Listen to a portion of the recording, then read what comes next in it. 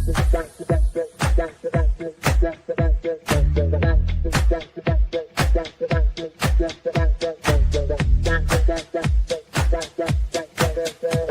Connections Radio presents. This episode of We Have the Power is brought to you by Classy Communications PR and Advertising. Classy Communications provides public relations and marketing solutions for businesses, professionals, and non-profit organizations. They can deliver the true meaning of your business with press releases, social media marketing, web development, email marketing, book publishing, and much more. Wherever your potential clients are, they can help you connect with them. Visit classycommunications.net to learn more about their suite of services that can help your business stand out from the rest. Classy Communications is your solution for business success. And welcome to yet another segment and my 6th season of We Have the Power, educating, motivating, activating you so that we don't lose our freedoms and liberties. We're going to have a little infomercial on something very important for anyone and everyone. And then I have a special guest coming up who is doing some wonderful work in helping to educate young people and to get them interested in reading. We'll be right back with my special guest after this important message. We'll be right back.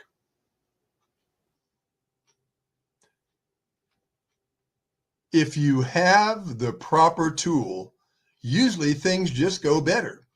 And one of the best tools in keeping our young people away from drugs and alcohol abuse are the booklets from the Drug-Free World Truth About Drugs organization. Now, they have a series of booklets. Certainly, this is a drug that is out there, marijuana, and also they have it in Spanish. These booklets are free. You just go to drugfreeworld.org and you can obtain these booklets and share them with your family members, your friends. And this is a way to make sure they have the proper information, because these booklets do not say, don't take these drugs. They say this will happen to you if you do. And there's also a compilation booklet that has a series of different topics in there. One is alcohol, one is ecstasy, cocaine, crystal meth. We know that inhalants can be abused, heroin, LSD, and even prescription drugs can be abused. So use the right tool, get these free booklets from Drug-Free World, and avail yourself and your family members, especially young people that you know and are in your family, of these booklets so that we protect our young people and our loved ones from ever getting involved with drugs or alcohol abuse.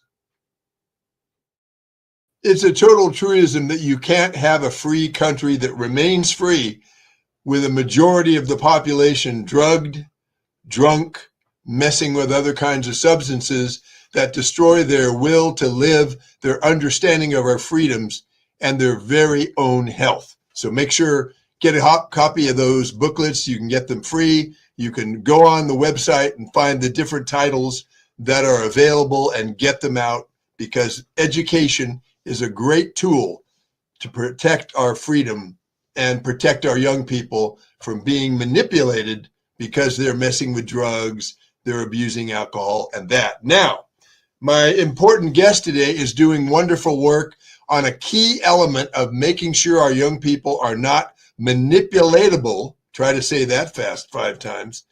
And that is education. Welcome to the program, Cassandra Matthews. Okay. Hi. There she is. And let me tell you a little bit about Cassandra. She is a passionate literacy advocate, community leader, and proud single mother of Derek Smith, who we'll be meeting him in a few minutes. The inspiring young founder of Boys Do Read. That's why we want to bring him into the show in a few minutes. Yeah. And he began reading at the tender age of 2 as the founder and CEO of Literacy in the Hood, helping out our disenfranchised. Cassandra has dedicated her life to spreading the power of reading and education to families and communities that are often forgotten. Welcome to We Have the Power, Cassandra. Hi, how are you? How's everyone? I'm smiling from ear to ear because you're on the program. I'm excited. I was having some technical issues, so I'm excited to be here and just share a little bit of my story and what it is that I'm trying to bring right here to Clark County, Las Vegas. Yeah, well, nothing could stop you and I from getting this information out. Come No, on. I was gonna figure it out one way or another, Brian.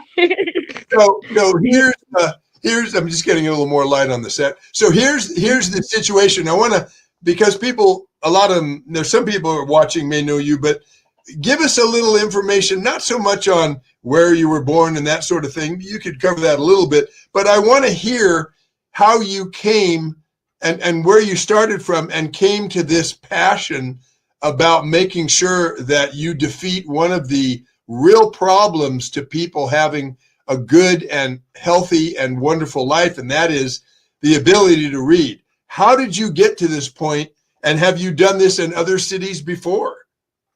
All right, so in Cleveland, if you Google literacy in the hood, it'll show you a lot of what we did and a lot of my advocating Okay. that I did. But really, the fire under my feet is that Derek started reading at 2. So as a Yeah. proud mom, got Derek reading at 2. But when Derek got to kindergarten, I can remember like yesterday picking him up from school and that sad look on his face. What was supposed to be so exciting and a great day turned into a bit of a disaster. The teacher that morning, first day at kindergarten, asked, could any of the children read the monthly meeting, the bulletin board? And Yeah. Derek, with excitement, raised his hand, and Derek read the full entire board. Well, the children in the class, no one else could read. Yeah. So at that moment, they started with, "You're not smart. You think you smart? You're not smart. You can't read." So it just turned into something so drastic. I knew as a single mom, I didn't have a lot of resources. So, you just begin to think about what is it that you can do. Yeah. And that's where my slogan came from, investing in minds one book at a time. So I started getting gently used books because I knew if the other children in that class could read, then they wouldn't have bullied him. Yeah. So I just began getting gently used books. I began going to the Goodwill buying books. I began back then, it was still a dollar store. I would go to the dollar store and buy books, but then began passing those books out to pregnant moms and young moms, but getting in their ear and talking to them about reading to a child 15 to 20 minutes a day. And that's honestly like the beginning, the beginning.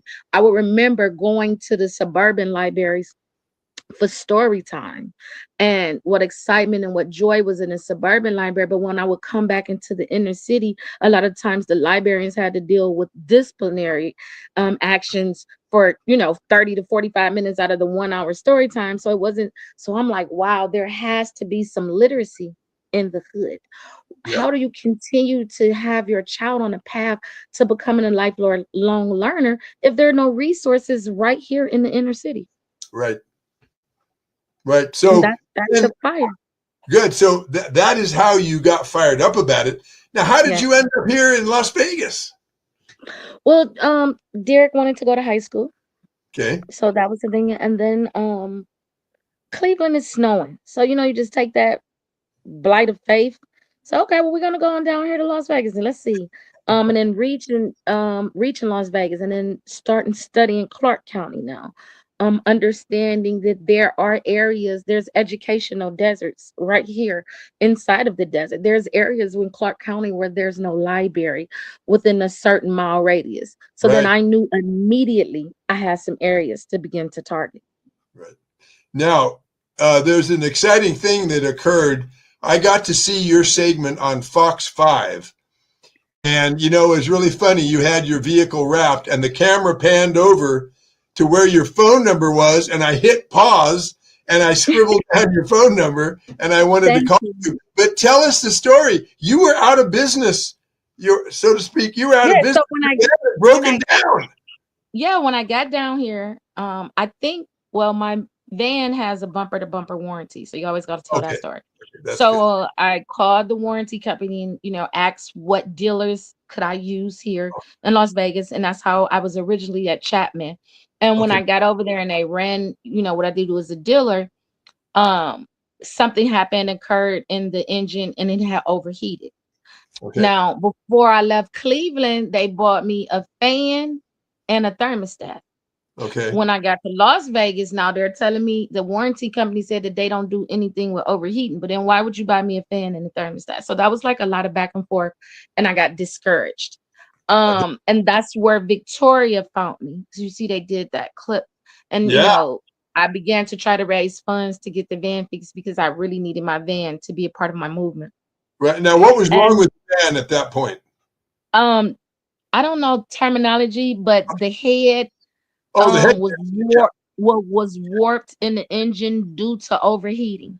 Yes, let me tell the listeners just quickly, and I'm not a Mhm. mechanic, but what the heads are made out of aluminum a lot of times, and if it gets too hot, they will warp, and then you can't have compression because the air can leak out to the side, so the engine won't work because it has to have a very sealed chamber in order for the pistons to fire and the spark plugs. So that's what was happening with your van. So continue. Yes, and so during the time I tried to say, okay, we're gonna try to raise some money because even the van was a gift from Kelly Clarkson. So it's not like something you're just gonna dash away. And then TV3 designed it in Cleveland, and then Nick Mayer Ford wrapped it. So when you get such a precious gift like that, it's like, how do and my maintenance was up to date. Like I Yeah, just couldn't believe it. yeah. So And long story short, after I started can I interrupt? I'm I'm sorry. sorry. Kelly Clarkson donated that band to you? Yeah, you can go on YouTube. It's on YouTube. Kelly Give her Clarkson. a hand for that. Come Yeah. on. That's great. Okay. Yeah, Now, I did yeah. her show twice. During the pandemic, we did a virtual, and when Uh-huh. the requirements went down, she flew me in to reveal that she bought the van. Wow. Okay. Continue now. I just wanted to get that in. Okay. Okay. And so when I started the fundraiser here to get the van from Chapman Ford, Uh-huh. um, that's when the surprise squad from News 5 with Mr. Foreman from United all came together. And I didn't even know any of those United things were going Nissan. on. Yes, for United Nissan. Yes, I Wow. had no idea. Mr. Foreman went over to Chapman. He talked to the owners of Chapman. He told them what they were going to do. He put all that together. So when you see me there with him, it was all a surprise. And let me tell you something. First, I thought he was going to say he going to buy me a car. But I Sorry. was so, no, I Sorry. was so, but I was so happy that he was getting my bookmobile fixed because it's a precious part of my movement. Like it Yeah. really, really, really is. Yeah. And all of the surprises that you see me being surprised with by Mr. Foreman were all authentic surprises. I knew absolutely nothing about it. All right. Now Victoria, you go mhm. ahead. Go ahead. No, No. Victoria called me to the TV station like she was doing an update on literacy in the hood. So I'm so excited. Like, sure, I'll come give you an update, Yeah. and not knowing that I would get all those surprises. Yeah. And that was a nice long segment too. It was See, not like that's 3 minutes. God. Let me tell you. That's God. Because coming to a new city, bringing Yeah. my big organization, but bringing my organization here, taking that leap of faith. And then when you see that news segment, I didn't do a media kit. Like it's just so often, all I could do was cry and just say, thank you, God. Because, people pay a lot of money to get that type of exposure for that long on the news. Time. Yeah. So now that we've got people, we know where you came from. We know what you're doing pretty much. But tell us more in depth now. What is a typical day or a typical week like for you with your campaign to get reading going on out there? Tell me what you do. Okay, so things have changed. In Cleveland, I was boots on the ground because I had my territory. I knew what areas I need to hit. I had my collaborations. Sure. Moving here to Clark County is a clean slate. So I got a whiteboard. So I've been over in what I call an educational desert in that area, meeting with a very, very nice principal at a middle school and just Okay. understanding what are some of their needs. I'm not gonna name call because I'm too new, but really getting an understanding on the ground of Yeah. what's really going on from the voices and the people that's actually doing the work. It means so Right. much. Making another collaboration with the Clark County Libraries. Then that Okay. biggest collaboration now is with United Nissan. But more than that, I'm on this phone each day because I need donations of books now.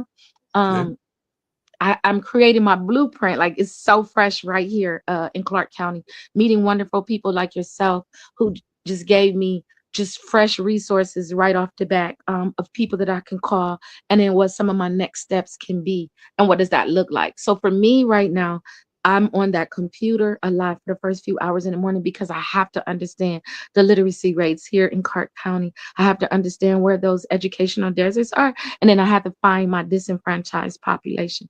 All right. And Now, with that, go ahead. yes, and then I've got a with question. that understanding now that I'm going to have both English and Spanish. Right. Right. And those drug booklets do come in. Marijuana comes in Spanish and English. So I want to get some of those booklets to you so you can give out those too, because No, I everybody would love that. I would everybody love thinks that. marijuana is so safe. There's so Yes. many things I could go into about marijuana that it shows how, let alone smoke. We're going to see in 20 years people having emphysema from smoking pot. I'm sorry. No, you can tell. You can So actually tell. now let's dive in a little deeper. So Okay. you find an okay. Let's dive a little deeper. Here we go. Okay. So you find an area where you have bad reading, bad literacy, illiteracy. Okay, so think about it like What do you this. do? An What do you do? area with no library within a 2 to 3 mile radius, within a And you five know minute the like kids are not reading. What do you do? You drive your van there. Tell us what you do. I'd love to hear. okay, And so so, like when you see on the news, I literally pull the van up. We'll go to the rec centers. We'll go to the parks. We okay, go where children are. If I get invited to a school, I'll even park out front of the school.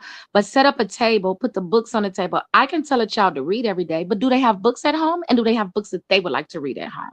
So put the books out on the table. When it's really hot, I try to take freeze pops or um something cold and refreshing and I generally try to get those freeze pops though in the summer. It gives the children the opportunity to come to the table to pick out any books they would like to read, and then it gives me a few minutes to talk to the parents about why they should be reading. Especially in the summer, if a child doesn't read at least 6 to 10 books over the summer, when schools start back, they're not reading on the same grade level. So I have to help parents understand these yeah. things. Watch Six this. to ten Mhm. They're not reading over the summer. Yeah. Well, No, like their educational level is going to go dormant. they call it the summer slide. You Yeah. can go to the statistics on the summer slide when a Okay. child don't So, read at least what is your to 10. response from the kids? Did they pick up the books? Did they? Oh, I can't wait to read this book, or what's happening? Okay, you get different, it's so funny you ask, but you get different response from different things. Because sometimes they look at the book and then you say, well, pick out the ones that you want to take home. And then you hear them say, oh, I can have these. And they say yes. Sometimes my son and I will put a marker and stickers on there, and then we'll say, you can put your name in the book, like these books belong to you. Oh, that's It nice. means a lot Yeah, to a but they child whose own it. parent. No, if you have to think about it. If your parents are readers, you have books in the home. Yeah, If your parents are not readers, you're probably only reading whatever's coming home from school because they're not vested in reading. So those are the simple things, letting parents know you can get a book from the Dollar Tree. It's $1.25, it's $1.50 now. But just letting parents know that there are resources. And once again, you can call me, you can text me. I'll drop you off a handful of books. I'll make sure you got a bag of books. yeah. Now, Yes. let's do that right now. We'll do it again at the end. Okay. First of all, what do you need? And then I want you to give your contact information. What Okay. main things are you looking for right now? Right now I'm looking for new and gently used children's books. Okay. So, let's talk about that. The baby beginning before kindergarten is board books. Oh, yeah. Then after board books, we jump into picture books. And after picture books, we turn into early chapter. And then after early chapter, a lot of our teens is reading anime these days. Some people are like, oh, that's not reading. If I can get them to read those words on that page, come on, let's get them reading. So just really collecting the books so that I can have an assortment of books for all ages of the family. And then don't leave out those James Patterson books. Clean off those bookshelves. Let me get them books. You know why I want those books? Because seniors is another disenfranchised population that are often at home alone. A book is anywhere from $1 to $100. So that could throw off a senior's budget. So I'm able to pull in front of those high-rise buildings, pull in front of the senior complex, set that Right. table up and allow them to pick out a book as well. So really trying to cover the whole family. Outside of that, I'm always looking for flashcards. Okay. ABC flashcards, numbers, Nice. any type of flashcard. And then the books, the handwriting books. So any of those learning resources, any of that. Like, because I'm actually teaching my son in cursive writing right now. Oh, Because what I realized, yes, he got to fantastic. be able to sign his name, and it's not in school. It's not in school at all. I'm sorry that that's ringing. Excuse me.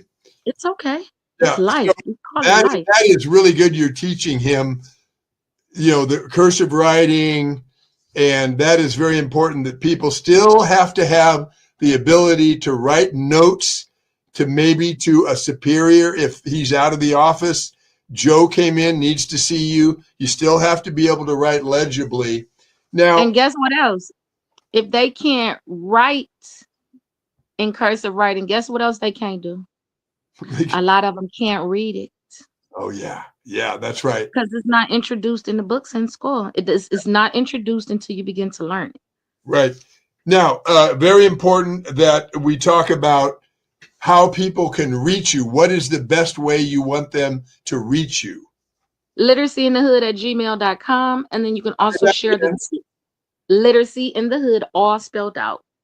Literacy in the hood, LITERACYINTHEHOOD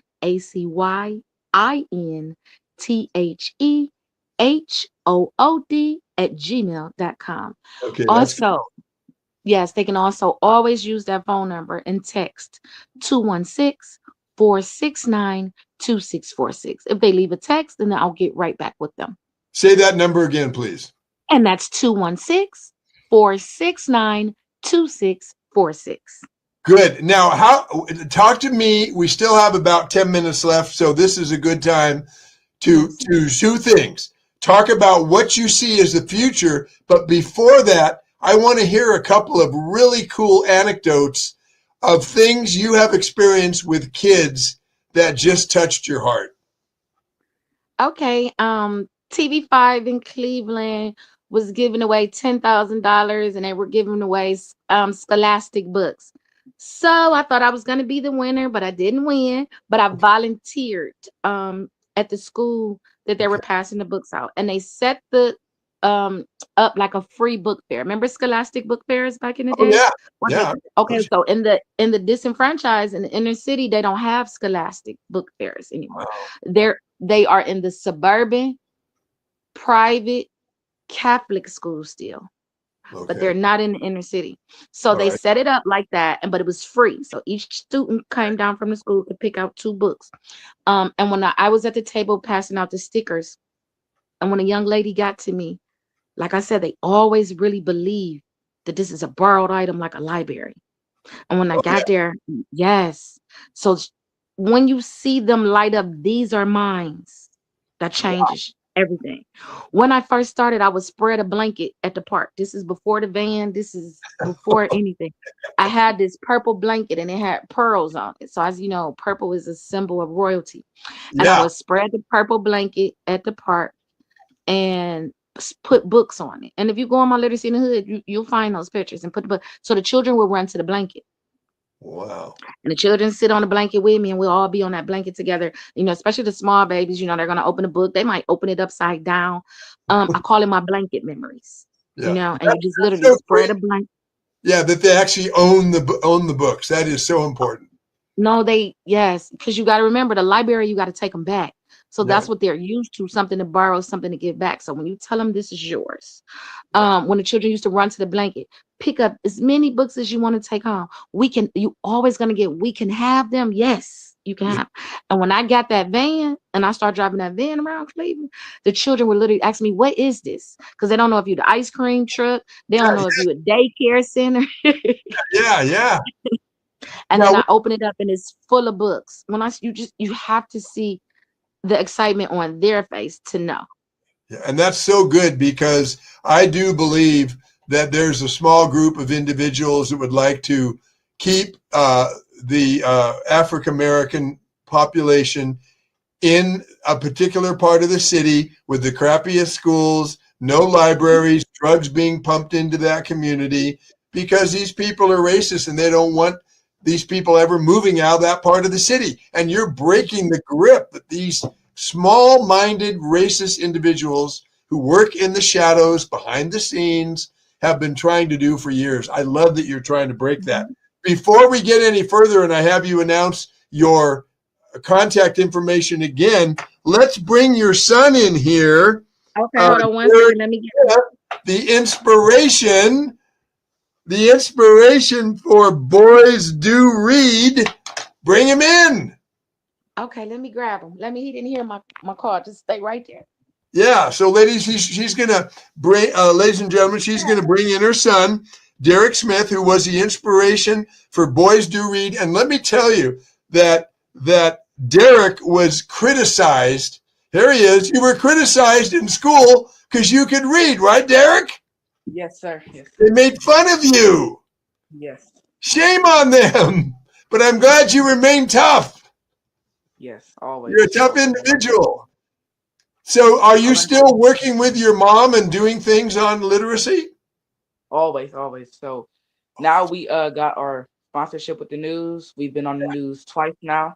Wow. And we just want to continue building up, finding spaces where we know testing scores are low, going out there, helping the younger kids like me, the ones that look like us, and helping everyone have books in their home, and not only books that they just have, but books that they want to read. So just helping create a safe environment for reading. Yeah, I got to tell you something. Nobody's going to be making fun of you as you progress down this road of doing great things. Nobody is going to be making fun of you because they'll have to put up with me if they do, okay? Thank you for being on the show. So, yeah, I want to get into more speaking engagements out here. My mom, she spoke at a middle school. Oh, good. I'm proud of her. And now I want to speak and share my story because in Ohio, I spoke at a younger school, at an elementary school. Good. So I felt great. I felt proud of myself hearing the boys share their stories of how they got bullied. Yeah, that's cool. That is really good. Keep it up. Good work. And we'll get some. Yeah, you're welcome. We'll get some of those drug booklets too that you can pass out. Also, the two of you, you've got to look into Toastmasters. It is a great, affordable way to improve your speaking skills. I'll tell you, it is the best. I'm a graduate of Toastmasters, and so it's something that's really good. Keep an eye on that. And I bet Toastmasters in Clark County. There's like 25 groups in Las Vegas. Okay, so we'll find us a Toastmasters. That'll be great. That'll be great for him as well. Here's what's really fun. You can drop in on various clubs until you find one that feels really good to you. Then you can do that one, and it's so affordable and it's so fun. And I'm not sure I like that. I like that a lot because I'm not sure what age Derek has to be. You can find that out. Yeah, we're gonna do it. One of my bucket lists is for 26 is for me, he and I to do a TED talk together. Oh, good. So now let's give your contact information again slowly and twice so people can get in touch with you, donate books to you. Go ahead. Say it twice. Say it slowly. All right. We're at literacyinthehood.com. All right. Our email address is literacyinthehood@gmail.com, and that's LiteracyIntheHood@gmail.com. Again, it's literacyinthehood, all one word, @gmail. Someone tried to hack my public domain, so that's why I had to create. Yeah, I had to create a quick Gmail and detach from the .com. So I just gave it a little time. So that's why Literacy in the Hood is literacyinthehood@gmail right now, because someone tried to hack that email account. And that person phone number. No. That before you give the phone number, this is the way I think. The person who tried to hack you should have to pass out 100,000 books, or he goes to jail. Amen. Amen. I'm right here with you. I'm right here with you. Go ahead. Give me the phone number. Okay, it's 216-469-2646. Again, that's 216-469-2646. And they can leave a text message, and I'll respond to their text message right back with them. So if that's a donation for books, if they want to meet to drop off books, or any of that, until we get that brick and mortar building, they can shoot me that text, and then we'll figure that out together. That sounds good. And I want to say how pleased I am to have on the show. And we're going to have you back in 6 months and see what's happening. And thank you for Derek for being on the show today. Keep up the good work. You're an you. I will. awesome kid who's going to make sure that people are educated and are not fooled by evil people. Okay. Thank you. You guys have a great one. Thank you for being on the show. And ladies and gentlemen, you can watch this program again anytime on the prconnectionsradio.com network. We will be here again Thursday at 5 p.m. live with another exciting show designed to make sure we don't lose our freedoms and our people in such good shape they can't be fooled by people with interests that have nothing to do with our interests. Thank you for watching. Take care. Bye-bye. PR Connections Radio thanks you for watching this podcast. Check out more episodes of this show and our others at prconnectionsradio.com.